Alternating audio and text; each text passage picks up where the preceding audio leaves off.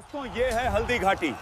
यहाँ हुआ था अकबर और महाराणा प्रताप के बीच युद्ध। वीडियो को पूरा देखें और चैनल को सब्सक्राइब कर लीजिए। मेवाड़ का सिंह और स्वाभिमान की अग्नि इतिहास के पन्नों पर वक्त की धूल अक्सर कई साम्राज्यों और उनके राजाओं को लील जाती है। समय का पहिया उन लोगों को भुला देता है जिन्होंने महलों के सुख के लिए अपनी आत्मा का सौदा कर लिया। लेकिन अरावली की उन कठोर और पत्थरीली पहाड़ियों में आज भी हवाएं एक ऐसे योद्धा का नाम गाती हैं जिसने गुलामी शब्द को अपने जीवन से हमेशा के लिए मिटा दिया था। यह कहानी सिर्फ एक युद्ध की नहीं है, यह कहानी है इंसान की रूह की उस ऊंचाई की जहां दुनिया का सबसे बड़ा और ताकतवर सम्राट भी बौना नजर आने लगता है। 16वीं शताब्दी का वह दौर जब हिंदुस्तान के आसमान पर मुगलिया सल्तनत का परचम अपने पूरे गुरूर के साथ लहरा रहा था। तख्त ए दिल्ली पर बैठा था जलालुद्दीन मोहम्मद अकबर, एक ऐसा बादशाह जिसकी महत्वाकांक्षा की कोई सरहद नहीं थी। उसकी तलवार और उसकी कूटनीति ने उत्तर से लेकर दक्षिण तक एक एक करके तमाम रियासतों को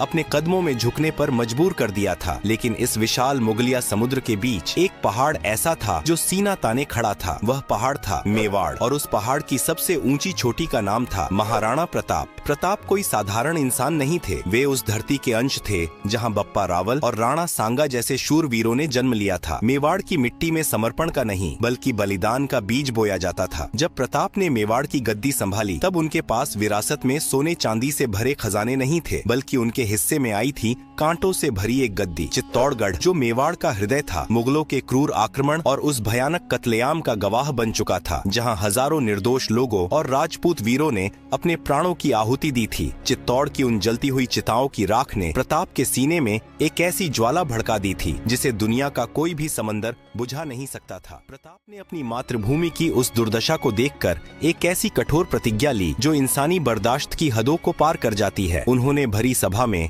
अपने इष्ट देव एकलिंग जी को साक्षी मानकर सौगंध खाई, जब तक मैं अपने मेवाड़ को, अपने चित्तौड़ को इन आक्रांताओं के चंगुल से मुक्त नहीं करा लेता, तब तक मैं राजमहलों की चौखट पर कदम नहीं रखूंगा। सोने चांदी के थाल मेरे लिए वर्जित होंगे, मैं पत्तलों पर भोजन करूंगा, मखमल के बिस्तर मेरे लिए नहीं बने हैं, मेरी शैया यह कठोर धरती और घास फूस होगी। यह सिर्फ एक राजा की प्रतिज्ञा नहीं थी, यह एक राष्ट्र की आत्मा की चीख थी। अकबर जो आगरा के किले में बैठकर हिंदुस्तान के नक्शे पर अपनी मुहर लगा रहा था, उसकी नजरों में मेवाड़ एक कांटे की तरह चुभ रहा था। उसे यह बात रास नहीं आ रही थी कि जब पूरा हिंदुस्तान उसके आगे सजदा कर रहा है तो मुट्ठी भर सैनिकों वाला यह राजपूत राजा उसकी सत्ता को चुनौती कैसे दे सकता है। अकबर यह भली भांति जानता था कि मेवाड़ सिर्फ एक जमीन का टुकड़ा नहीं है, वह हिंदुस्तान की स्वतंत्रता का प्रतीक बन चुका है। अगर प्रताप नहीं झुके तो कल को बगावत की ये चिंगारी पूरे मुल्क में फैल सकती है। प्रताप की इस खामोश तैयारी से अकबर की बेचैनी बढ़ती जा रही थी। मेवाड़ की हवाओं में बारूद की गंध घुलने लगी थी। दोनों ही पक्ष जानते थे कि एक महायुद्ध अब टाला नहीं जा सकता, लेकिन अकबर जो युद्ध से पहले कूटनीति के शतरंज खेलने में माहिर था, उसने एक आखिरी दांव खेलने का फैसला किया। उसने तय किया कि वह प्रताप को झुकाने के लिए तलवार से पहले बातचीत के मोहरे भेजेगा, और यहीं से शुरू हुई सम्मान और अहंकार की वह मनोवैज्ञानिक जंग जो हल्दी घाटी की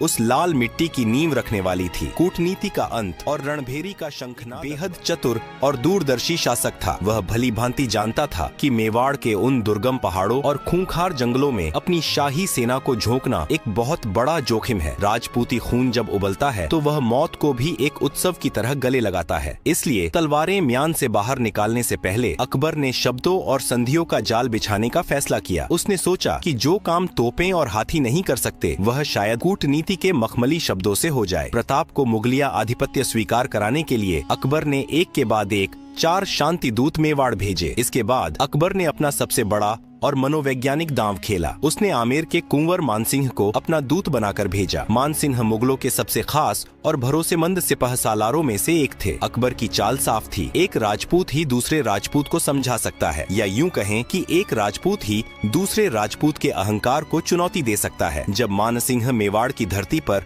भारी शाही लश्कर के साथ पहुँचे तो उनका स्वागत उदय सागर झील के किनारे किया गया। राजपूती परंपरा के अनुसार मेहमान के लिए एक भव्य भोज का आयोजन किया गया। गया। लेकिन जब भोजन का समय आया तो मानसिंह ने देखा कि महाराणा प्रताप वहाँ उपस्थित नहीं थे। उनकी जगह प्रताप के युवा पुत्र कुंवर अमर सिंह ने मानसिंह का स्वागत किया। मानसिंह के माथे पर सिलवटें पड़ गईं। उन्होंने भरे दरबार, राणा प्रताप कहाँ हैं? क्या वे हमारे साथ भोजन नहीं करेंगे? अमर सिंह ने बहुत ही शालीनता लेकिन एक छिपे हुए व्यंग्य के साथ उत्तर दिया, महाराणा के पेट में कुछ पीड़ा है, इसलिए वे इस भोज में शामिल होने में असमर्थ हैं। मानसिंह कोई मूर्ख नहीं थे। वे तुरंत समझ गए कि पेट का दर्द तो सिर्फ एक बहाना है। असल में प्रताप उनके साथ एक पंगत में बैठकर भोजन करना अपने स्वाभिमान के खिलाफ मानते हैं। मानसिंह का चेहरा क्रोध से तमतमा उठा। उन्होंने अपनी थाली वहीं छोड़ दी और अपनी मूंछों पर ताव देते हुए खड़े हो गए। उनकी आवाज में मुगलिया सल्तनत का गुरूर झलक रहा था। मैं जानता हूँ कि महाराणा के पेट में कौन सा दर्द उठ रहा है। मैं इस दर्द का पक्का इलाज जानता हूँ। प्रताप से कह देना कि जिस राजपूत ने मुगलों की अधीनता स्वीकार कर ली हो, उससे घृणा करना उन्हें बहुत भारी पड़ेगा। तभी पर्दे के पीछे से एक कड़कती हुई और पहाड़ जैसी भारी आवाज गूंजी। वह आवाज स्वयं महाराणा प्रताप की थी। कुंवर मानसिंह, हम उस थाली में भोजन नहीं कर सकते जिस थाली को उन हाथों ने छुआ हो जिन्होंने अपनी कुल की मर्यादा और अपनी बेटियों का सौदा तुर्कों के साथ कर दिया हो। सम्मान कोई बिकाऊ वस्तु नहीं है जिसे मुगलिया खजाने के सिक्कों से खरीदा जा सके। यह शब्द नहीं थे, ये मानसिंह के सीने में उतरने वाले दहकते हुए तीर थे। यह एक ऐसा सीधा और तीखा अपमान था जिसने मानसिंह के भीतर बदले की आग भड़का दी। मानसिंह ने अपना आपा खो दिया और जाते जाते खुली धमकी दी, मैं तुम्हारे इस खोखले गुरूर को रणभूमि की धूल में मिला दूंगा। याद रखना प्रताप, मैं बहुत जल्द लौटूंगा। प्रताप ने भी उसी शांत लेकिन खौफनाक लहजे में पलटकर जवाब दिया, हमें आपका इंतजार रहेगा और हाँ, हो सके तो अपने फूफा को भी साथ ले आना। हम मेवाड़ की चौखट पर तुम्हारा स्वागत अपनी तीखी तलवारों से करेंगे। इन 4 कूटनीतिक विफलताओं ने और विशेष रूप से मानसिंह के हुए अपमान ने अकबर के सब्र का बांध तोड़ दिया। आगरा के किले में बैठे बादशाह का अहंकार आहत हो चुका था। अब सुलह के सभी दरवाजे हमेशा के लिए बंद हो चुके थे। यह मामला अब सिर्फ एक रियासत को जीतने का नहीं रहा था, यह मुगलिया सल्तनत की इज्जत का सवाल बन गया था। अकबर ने तय किया कि अब इस बगावत को हमेशा के लिए कुचल दिया जाएगा। अकबर ने युद्ध का ऐलान कर दिया और इस ऐतिहासिक महासंग्राम का मुख्य सेनापति किसी और को नहीं बल्कि उसी मानसिंह को बनाया जिसकी आंखों में प्रताप से बदला लेने की खून की प्यास तैर रही थी। यह अकबर की एक और सोची समझी चाल थी, राजपूत की तलवार से ही राजपूत का सिर काटना। मानसिंह के नेतृत्व में मुगलों की एक विशाल और अजेय मानी जाने वाली सेना ने अजमेर से मेवाड़ की ओर कूच किया। इस सेना में हजारों खूंखार घुड़सवार, पैदल सैनिक, तोपखाने और जंगी हाथी शामिल थे। इधर जब मेवाड़ में मुगलों के कूच की खबर पहुंची तो महाराणा प्रताप ने भी अपनी सैन्य परिषद बुलाई। उनके पास मुगलों की विशाल सेना के मुकाबले केवल कुछ हजार सैनिक ही थे, लेकिन उन सैनिकों की आंखों में खौफ नहीं, अपनी मातृभूमि पर मर मिटने का जुनून था। प्रताप जानते थे कि खुले मैदान में मुगलों की भारी तोपों और हाथियों का सामना करना आत्महत्या होगी, इसलिए उन्होंने अपनी सबसे बड़ी ताकत अरावली के पहाड़ों को ही अपना हथियार बनाने का फैसला किया। प्रताप ने युद्ध के लिए एक ऐसी जगह चुनी जो मुगलों के लिए एक मौत का जाल साबित होने वाली थी। वह जगह थी हल्दी घाटी। खमनोर और बलीचा गांव के बीच स्थित यह घाटी इतनी संकरी थी कि इसमें एक बार में सिर्फ कुछ ही सैनिक प्रवेश कर सकते थे। यहाँ मुगलों की तोपें और विशाल सेना पूरी तरह से बेकार होने वाली थी। प्रताप के भील धनुर्धर पहाड़ों की चोटियों पर छिपकर बैठ गए और उनकी छोटी लेकिन खूंखार राजपूत सेना घाटी के मुहाने पर मुगलों के खून की प्यासी होकर खड़ी हो गई। तपती हुई सुबह आसमान से आग बरस रही थी और हल्दी घाटी की वह पीली मिट्टी जल्द ही लाल होने वाली थी। यह मुट्ठी भर राजपूतों का एक आसान शिकार होगा, लेकिन वे अपने गुरूर में यह भूल गए थे कि वे एक साधारण जंगल में नहीं बल्कि मौत की मांद में घुस रहे हैं। जैसे ही मुगल सेना की अग्रिम पंक्ति घाटी के बीचों बीच पहुंची, पहाड़ों की चोटियों पर एक अजीब सी खामोशी छा गई और फिर हर हर महादेव के गगनभेदी जय घोष ने उस खामोशी के चीथड़े उड़ा दिए। अरावली के शिखरों से अचानक तीरों की वह खौफनाक बारिश शुरू हुई जिसने सूरज की रोशनी को भी ढक दिया। राणा पूंजा भील के अचूक तीरंदाजों ने मुगलों को सोचने तक का मौका नहीं दिया। भारी भरकम मुगलियां तोपें उन संकरे और ऊबड़ खाबड़ रास्तों में खिलौने की तरह बेकार पड़ी थीं। मुगलों के सीने तीरों से छलनी हो रहे थे और घाटी में मौत का खौफनाक तांडव शुरू हो गया। इसी बीच धूल के गुब्बार को चीरते हुए साक्षात महाकाल रणभूमि में उतरे। यह महाराणा प्रताप थे जो अपने अजेय अश्व चेतक पर सवार थे। भारी भाला, छाती पर भारी फौलादी कवच और हाथों में मौत का पैगाम लिए प्रताप जिधर से गुजरते मुगलों की लाशों के पहाड़ बिछ जाते। राजपूती तलवारें मुगलिया हथियारों और कवचों को ऐसे काट रही थीं जैसे कोई सूखी लकड़ियां काट रहा हो। प्रताप की सेना में सिर्फ राजपूत ही नहीं थे, बल्कि उनके सेनापति हाकिम खान सूर अपनी अफगानी टुकड़ी के साथ मुगलों पर कहर बनकर टूट रहे थे। हाकिम खान सूर की तलवार ने साबित कर दिया था कि यह जंग किसी धर्म की नहीं, बल्कि एक साम्राज्य के अहंकार और एक मातृभूमि के स्वाभिमान की थी। युद्ध अपने सबसे भयंकर मोड़ पर था। तभी प्रताप की लाल होती आंखों ने रणभूमि में उस चेहरे को ढूंढ निकाला जिसकी गद्दारी ने इस युद्ध की आग में घी डाला था। आमेर का कुंवर मानसिंह। मानसिंह एक विशाल और खूंखार हाथी के ऊपर सजे एक सोने के हौदे में बैठा अपनी सेना को निर्देश दे रहा था। प्रताप ने चेतक को एड़ लगाई। चेतक जो सिर्फ एक जानवर नहीं बल्कि प्रताप की आत्मा का विस्तार था, हवा से बातें करता हुआ मानसिंह के हाथी की ओर दौड़ा। जैसे ही चेतक उस दैत्याकार हाथी के करीब पहुंचा, उसने एक ऐसी अकल्पनीय छलांग लगाई जिसे देखकर देवताओं ने भी आसमान से दांतों तले उंगली दबा ली होगी। चेतक ने हवा में उछलकर अपने दोनों अगले पैर उस विशाल हाथी के मस्तक पर टिका दिए। प्रताप ने अपनी पूरी ताकत समेटकर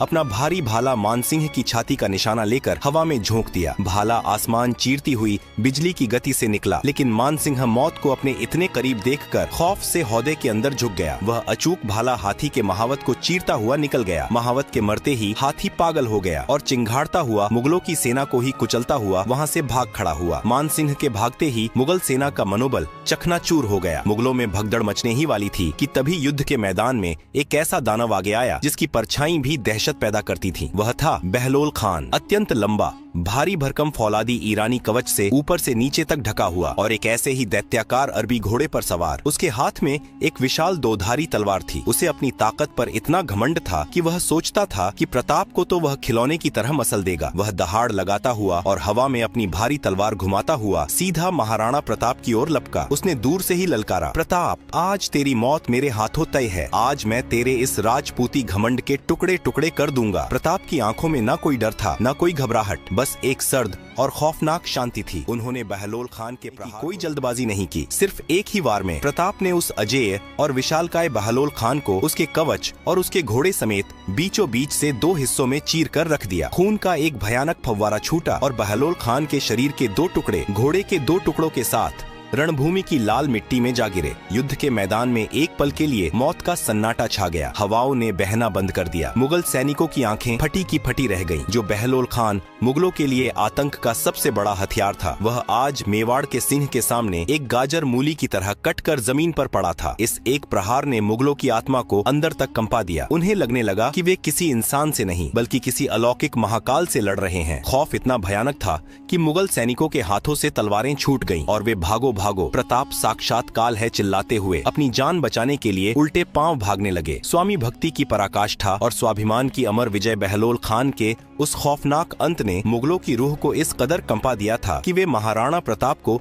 साक्षात यमराज समझने लगे थे। लेकिन अकबर की वह शाही सेना एक टिड्डी दल के समान थी। एक कटता तो 10 उसकी जगह लेने आगे आ जाते। मुगलों के सुरक्षित दस्तों ने अब प्रताप को चारों ओर से घेरना शुरू कर दिया। युद्ध का मैदान अब एक ऐसे खूनी दलदल में तब्दील हो चुका था जहां हर कदम पर लाशें बिछी थीं और हवाओं में सिर्फ चीखें और तलवारों की झंकार गूंज रही थी। इसी भयंकर मारकाट के बीच एक और त्रासदी जन्म ले रही थी। मानसिंह के हाथी पर उस अकल्पनीय प्रहार के दौरान हाथी की सूंड में बंधी उस जहरीली और भारी तलवार से चेतक का एक पिछला पैर बुरी तरह कट चुका था। मेवाड़ के उस दिव्य अश्व की नसों से रक्त की धार फूट पड़ी थी। कोई भी साधारण घोड़ा इस असहनीय पीड़ा में उसी क्षण दम तोड़ देता, लेकिन चेतक की रगों में भी तो उसी मेवाड़ का पानी बह रहा था। 3 पैरों पर होने के बावजूद वह स्वामी भक्त अश्व अपने दर्द को पी गया और अपने राणा को बचाने के लिए हवा के वेग से दुश्मनों को चीरता रहा। प्रताप के शरीर पर भी अब तक अनगिनत घाव लग चुके थे। उनका फौलादी कवच खून से लाल हो चुका था। मेवाड़ के सूर्य को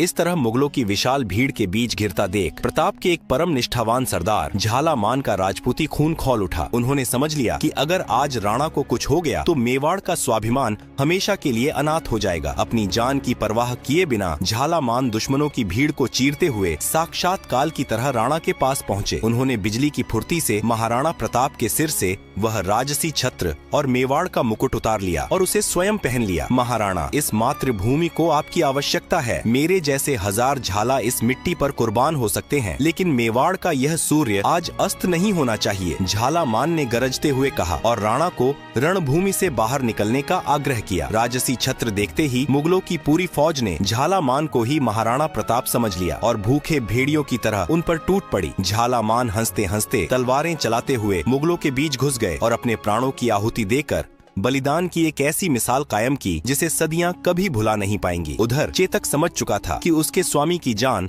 खतरे में है। वह 3 पैरों पर ही रणभूमि से बाहर की ओर दौड़ पड़ा। पीछे 2 मुगल सरदार जानलेवा गति से उनका पीछा कर रहे थे। अरावली की उन पत्थरीली और उबड़ खाबड़ पहाड़ियों को पार करता हुआ चेतक आगे बढ़ रहा था कि अचानक रास्ते में एक बहुत चौड़ा बरसाती नाला आ गया। नाले में पानी का तेज बहाव था। एक बिल्कुल स्वस्थ और ताकतवर घोड़े के लिए भी इतनी बड़ी छलांग लगाना लगभग असंभव था। मुगलों के घोड़ों ने नाले के पास आकर अपने कदम रोक दिए, लेकिन वह चेतक था। उसने पीछे मुड़कर नहीं देखा। उसने अपने स्वामी की जान बचाने के लिए अपनी बची हुई आखिरी सांस, अपनी नसों का आखिरी कतरा और अपनी आत्मा की पूरी शक्ति बटोरी और एक ऐसी अविश्वसनीय छलांग लगाई जिसने गुरुत्वाकर्षण के हर नियम को धता बता दिया। हवा में तैरता हुआ वह दिव्य अश्व उस चौड़े नाले के पार जा गिरा। मुगलों की फटी आंखें बस उस चमत्कार को देखती रह गई। नाला पार करते ही चेतक निढाल होकर जमीन पर गिर पड़ा। उसकी सांसें उखड़ने लगी थीं। महाराणा प्रताप ने तुरंत नीचे उतरकर अपने उस मूक लेकिन सबसे सच्चे साथी का सिर अपनी गोद में रख लिया। मेवाड़ का वह फौलादी शेर जो दुनिया की किसी भी ताकत के आगे नहीं रोया, आज एक बच्चे की तरह फूट फूट कर रो रहा था। चेतक ने अपनी दर्द भरी आंखों से